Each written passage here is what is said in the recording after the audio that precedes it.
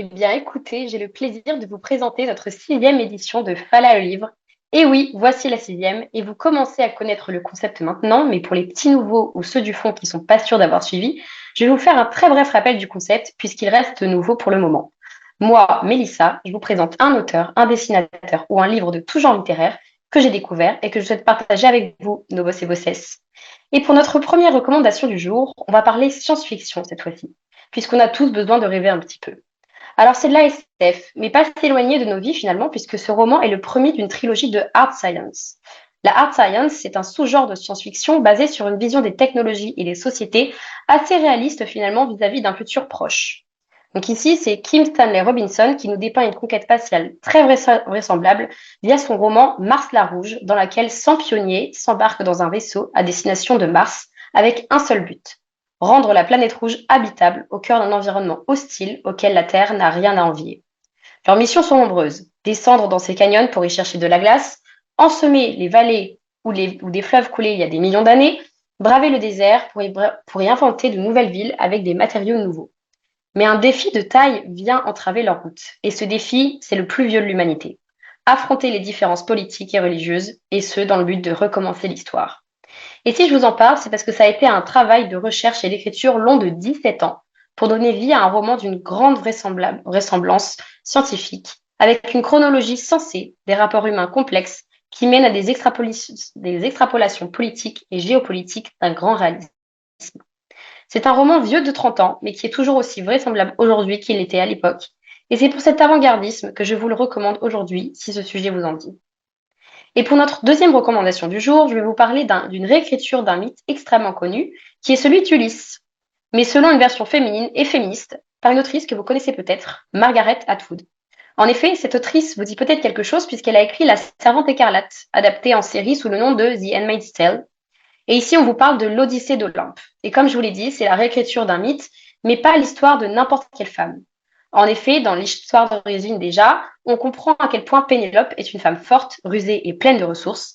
Mais dans cette version, Pénélope nous parle du couple qu'elle formait avec Ulysse, mais aussi de son expérience après son retour de Troie.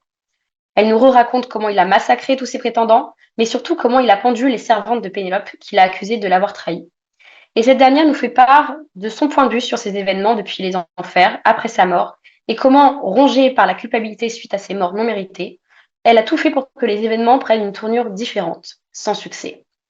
Et donc, c'est une lecture féministe du parcours d'une femme, mais aussi d'une épouse, d'une mère et d'une reine dont on connaît l'histoire sans trop la connaître, à laquelle on s'intéresse mais sans trop y accorder d'importance face à tous les héros mythiques dont on parle depuis des millénaires.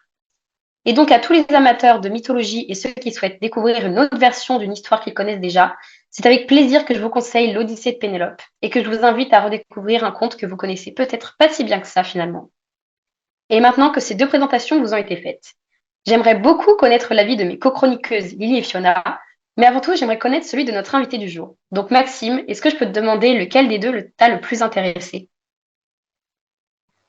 Moi, je dirais que celui qui m'a le plus intéressé, c'est le premier, notamment sur le fait qu'il a mis énormément de temps pour être écrit. 17 ans, d'après ce que j'ai compris. Hein. C'est exactement ça, ouais, 17 ans. C'est énorme. 10, ouais, 17 ans pour l'écrire, j'admire la patience de l'auteur.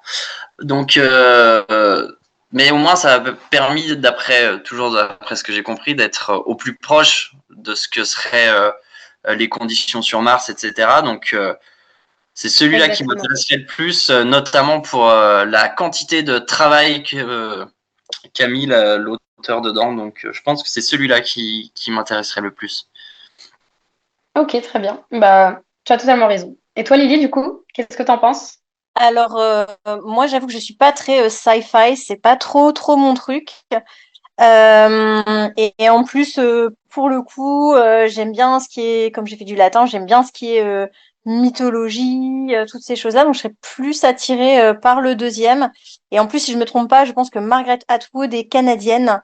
Donc voilà, il y a mon cœur qui est un peu resté là-bas. Donc, je pense que j'irai vers ce deuxième livre. Exactement. Bah, tu as totalement raison et je comprends totalement. Bon, bah, du coup, on a un partout. Et donc, toi, Manu, qu'est-ce que t'en penses? Et ben, en fait, j'ai trouvé les deux livres vraiment intéressant. Déjà, le premier livre, je me suis penchée au départ sur le premier livre parce que je suis curieuse de savoir en fait ce qu'il a écrit pendant 17 ans. C'est assez long. Je me dis que ça doit vraiment être intéressant. Mais après, je connais un peu l'histoire d'Ulysse. J'ai eu à regarder ces films quand j'étais petite et je suis curieuse de savoir en fait ce que pense Pénélope. Et comme il faut choisir un livre, je vais prendre l'Odyssée de Pénélope. Peut-être ça va m'ouvrir un peu plus d'esprit, ça va un peu plus m'amuser de retomber encore dans mon enfance à travers Ok, le livre là, quoi. je vois totalement. Bah, Et écoutez, toi-même, c'était Mélissa, super. toi-même, qu'est-ce que tu as préféré? Alors écoute, moi j'avoue que celui que j'ai vraiment préféré, c'est aussi l'Odyssée de Pénélope. Parce qu'en fait, Mars la Rouge, il est très intéressant, mais c'est en fait, comme je l'expliquais du coup, c'est le premier d'une trilogie. Et donc, c'est vrai que c'est super intéressant, mais pour l'instant, en fait, on a vraiment le début justement de tous ces rapports un petit peu politiques et géopolitiques qui se créent. Mais en fait, j'ai pas encore lu du coup les deux derniers, mais de ce que j'ai cru comprendre, en fait, c'est vraiment sur les deux derniers que le plus gros et le plus complexe en fait de l'histoire se crée. Et donc voilà, donc pour l'instant, le premier, je trouve, en fait, il met en place un petit peu tout, en fait, tout le contexte et tout ça, en fait, de son histoire.